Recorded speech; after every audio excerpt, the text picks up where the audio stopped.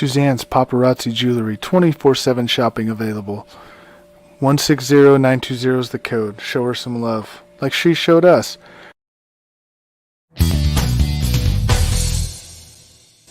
K&A Custom Crafts on Facebook. All right. Good morning or good afternoon, everyone. Welcome to the Sports Compound. Yes, we're a little bit early today, but that's okay because we can. I'm joined by my good buddy, J-Mac, the bearded one.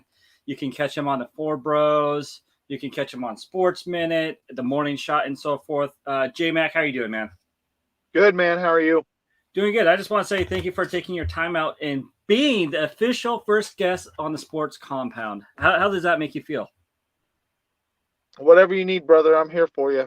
All right. I like to hear. So yesterday was a pretty crazy football week, as everyone could tell, also leading up today. So, J-Mac, I'm going to start with you. What was your favorite game of last week? Man, that's a tough one because there was a couple of good games that happened.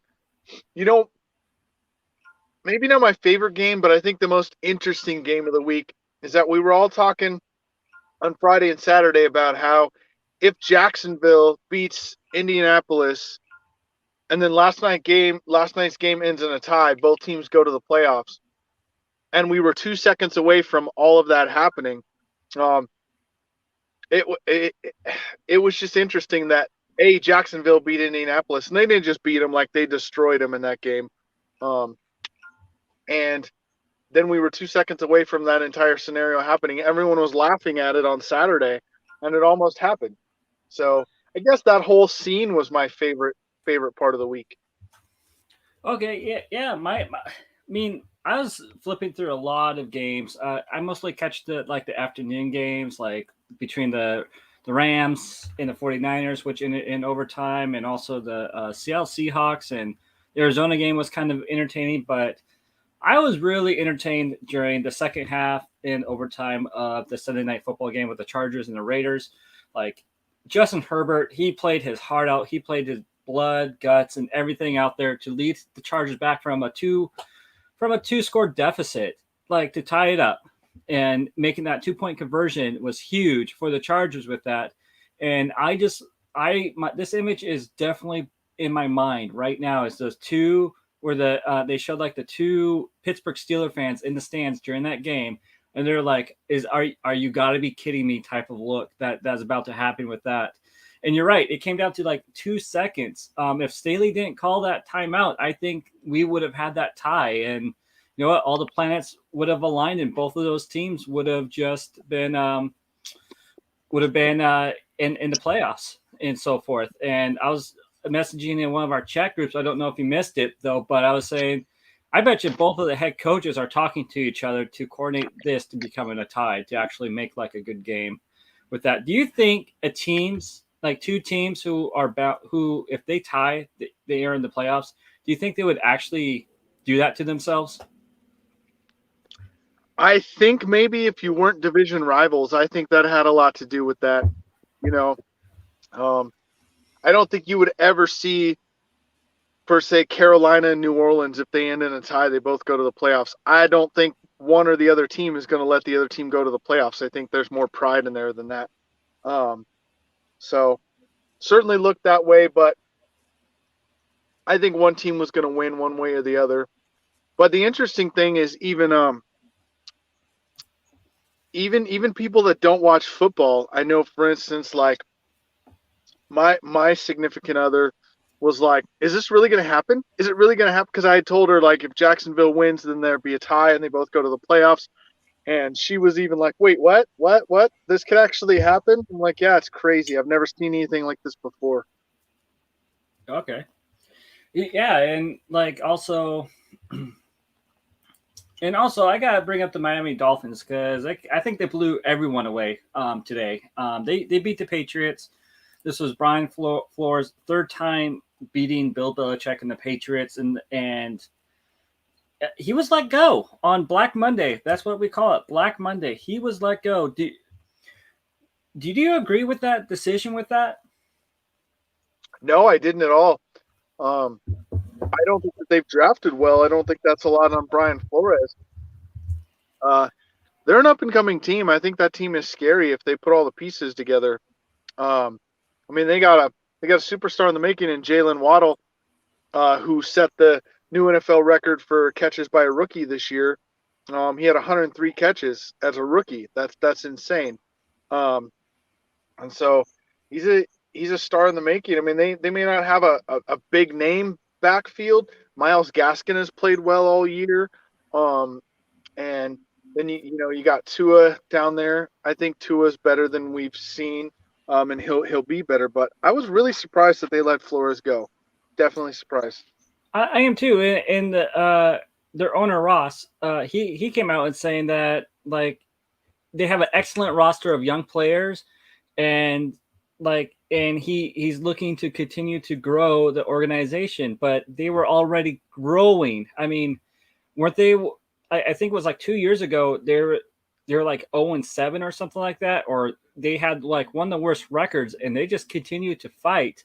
And one of the players actually said, "We were fighting for our coach. This is our coach. We're fighting for him." And he wasn't fired after that season. And this is also brings up Anthony Lynn when Justin Herbert was drafted to the San Diego Chargers after one season, a decent season, I'd say, with Anthony Lynn, first time head coaching for the Chargers, and he was let go. Are owners starting to become looking for that younger coach? Is that what you think? Do you think that? I mean, maybe, but it's just really interesting to me because they started 1-6 or 1-7 this year, and they had fought back, and then they end the year 9-8 with a winning record, and then you fire your coach after winning 8 out of your last 10 games or whatever it was. I don't know. I don't think I would have made that move. I think he had another year or two to still prove he could get that team to the playoffs. That is true. And more on the coaching track, let's go a little bit in the NFC North because you got Nagy, who was let go, and that was highly anticipated by at least the Bear fans, at least. But right now, like about 30 minutes ago, the Bears have requested permission to interview Leslie Frazier for the head coaching position spot with that right there. And Bill Polian will be involved with those searches. How do you take that news? It was just 30 minutes ago. I mean, it's the Bears. But I think that Ryan Pace and Matt Nagy should have been fired after last year. And then they come in and they just have a horrible year this year. They couldn't make up their mind at quarterback. I think that killed them a lot. Hopefully they find the right coach that can actually do something with their young players, because Justin Fields, I don't know that he'll be a superstar, but I think he can be a very serviceable quarterback. I think that he can win them some games. So hopefully they find the right guy. I guess we'll see what happens. Yeah, we'll see what that happened. And also, if you go further north, the Minnesota Vikings, they let their GM and Mike Zimmerman go, and I have no clue who's going to go there. I haven't heard any rumors or anything else like that. Have you heard any rumors within the Minnesota Vikings? No, I have not. I'm not surprised they let Mike Zimmer go. He really just wasn't cutting it anymore as their coach. I don't think they were playing for him anymore. And I think really after last week, when they asked him about Kellen Mond and if he wanted to see him on the field, and his answer was basically no, not particularly, that kind of told you that he's not sold on the future. So I think that was writing on the wall for Mike Zimmer. Yeah, I kind of thought he was trying to go like the Bill Belichick way of trying to report to reporters and so forth. Because you were right, he's like, no, not particular. And they ask like, are we gonna see more of Mound on the field? And he's like, no. They're like, why? Because I see him every day. That was his only answer with that one. And unfortunately, the Vikings are stuck with Cousins because of his 100% guaranteed contract, which is crazy. I wish I had that contract, 100% guaranteed. Can't go wrong with that one. To me, that is probably one of the best deals that are out there with that one. And also, who else was let go? Oh, we got we're gonna go a little bit into the NFC or the AFC West with the Broncos, where Fangio was released as well. I think he's gonna land somewhere as a coordinator. But thoughts on that one? He'll land somewhere as a coordinator. My problem with the NFL is that they promote these guys that are great coordinators to head coaches. And sometimes these guys are just great coordinators, and there's nothing wrong with that. Nothing at all being wrong with just being a great coordinator. And Nick Fangio will definitely get another job.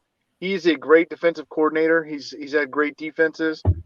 And sometimes it's a lot to step up and try to take on the head coaching role because now you're kind of the leader of everything, and you can't just focus on that one thing. So I think that it was a good firing. I think that he'll do better as a coordinator.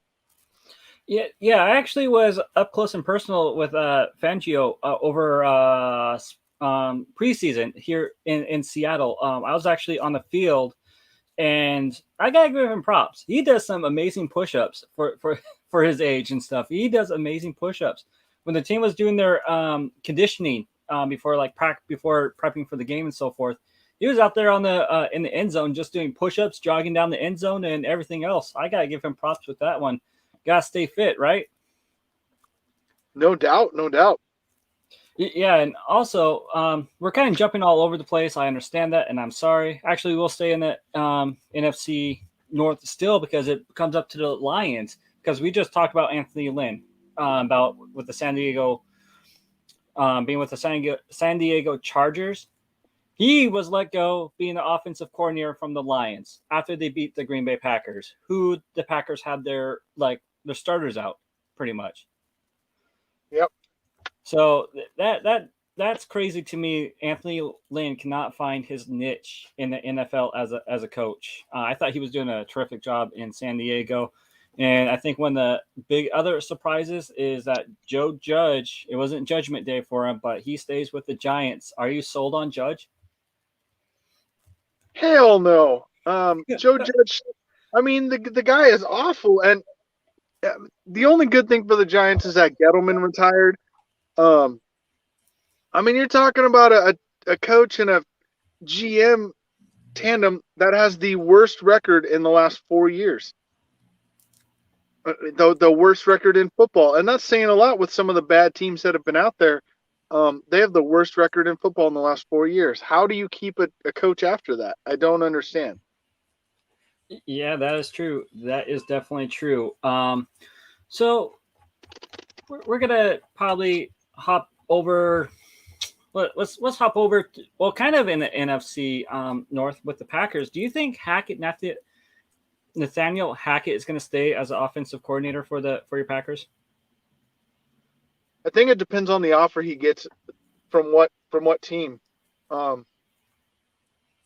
I think because right now you're with Aaron Rodgers, and no matter how you feel about the guy, he's super talented, and you probably don't have to do much as the offensive coordinator, but throw him a few plays once in a while, and he can figure it out on the field. And so, if you're Nathaniel Hackett, there's a chance to be a head coach of, say, a team like Jacksonville, where you have a talented player in Trevor Lawrence, but how much else are you going to have to clean up or shore up to be better? Or do you stay as an offensive coordinator for the Packers and Aaron Rodgers? I think it really comes down to what team offers him what. Okay. Yeah, because he's linked to the Jaguars all of a sudden. He has an interview set up with them with that one. So with in the NFC West, we have Seattle. Are they going to? What's your thoughts on Pete Carroll? Are they going to let him go, or is he going to stay?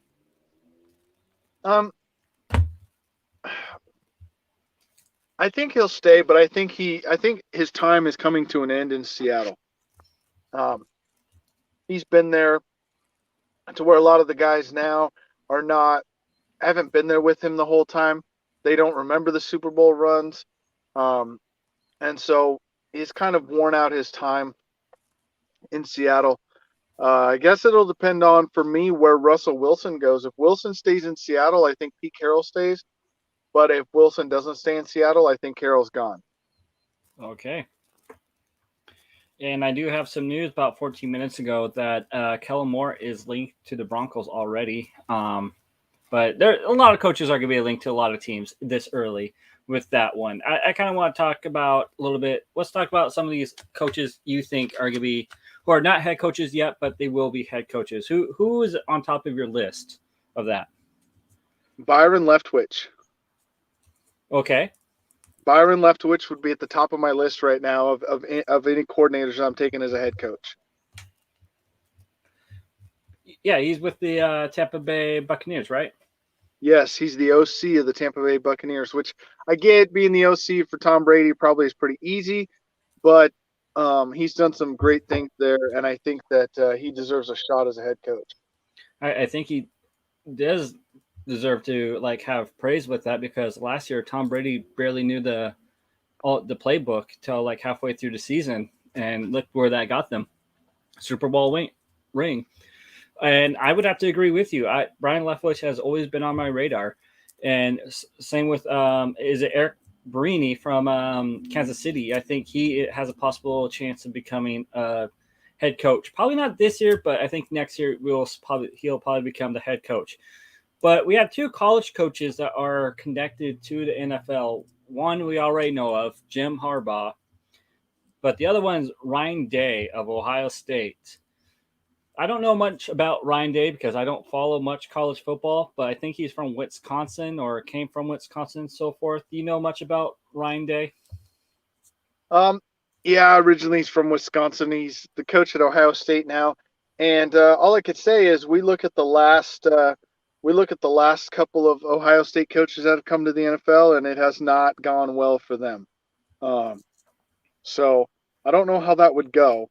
Maybe he'll buck that trend and maybe do well. I think Jim Harbaugh, me personally, I think Jim Harbaugh either ends up in Chicago or Denver. Okay. Just because he's kind of a cold weather guy from Michigan, and I think that's one of the two places he ends up. And don't forget about the khakis. He's the man of all the khaki pants. Right. So I honestly hope that he does. Bear with me on this one. I hope he ends up with Chicago, due to the fact that like if the Bears do make it to the Super Bowl again, I kind of hope we have that other the brother versus brother in the Super Bowl again, like when it was against the Ravens and the 49ers. That's I kind of think that'd be kind of cool to watch again and maybe get revenge, but that's where I'm at on that one. Then of course all the Bear fans will come out of the closet and saying how great they are on that one. So do you have any NFL news that I've missed or anything that you think is surprising this year? I don't think I have any news. Unfortunately, I've been working all morning, so I haven't been able to keep up. But I don't have any news there. I think it's just kind of interesting. A lot of the teams, the team that surprised me the most this year, I think good or bad, and it's more on the bad end of things.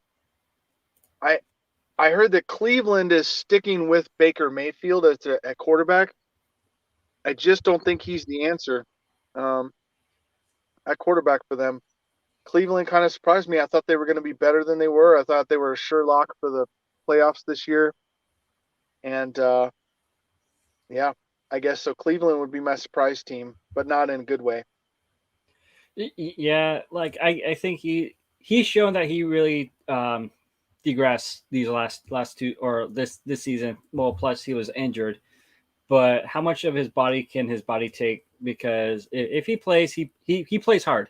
I can give him that. He plays hard, but I don't think he makes the best decisions being the quarterback and so forth. I think the Browns' mistake is they're not putting enough weapons around him. Yes, you got the ground attack, which is like superb in my opinion, but you don't have your receiving attack. You only have Laundry or Nojuku. That's all I can think of about the Browns receiving cores with that one. So I do have to agree with you that one. I don't think he's going to get a new deal. And guess what? I think the Browns are going to be back on that new on that quarterback carousel again. So we got Brandon Herrera that's popping in today. He says, "What up, guys?" He says his surprise team was the Packers. I thought Rodgers would tank just to stick in Green Bay. What's your thoughts on that, J Mac? Well, I think there's a sense of pride. So, do I think that Rodgers would have tanked just to stick it to Green Bay? Yes. Do I think that Rodgers has too much pride and is too prideful of a person to have a losing season on purpose and then everyone tell him that he sucks? I think his ego means a lot to him.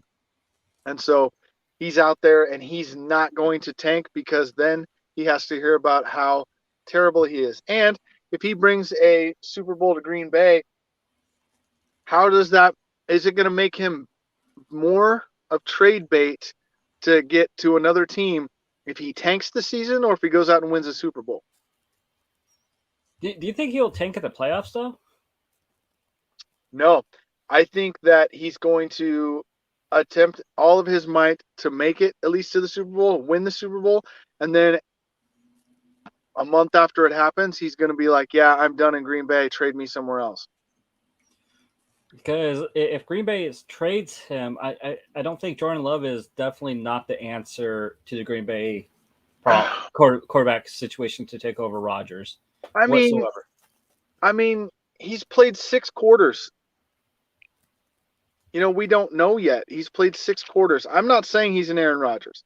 I'm not saying he's a Brett Favre. I'm not saying he's going to be in that line of Hall of Fame quarterbacks.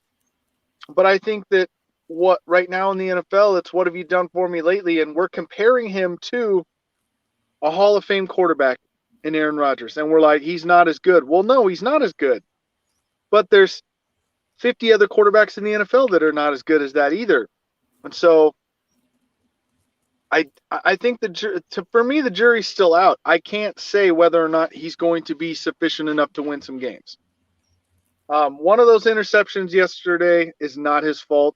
His receiver should have caught it for sure. It was off a deflection. The other one was a horrible pass, but that's what happens when you're a young player too. So I don't know. I think the jury's still out. Okay.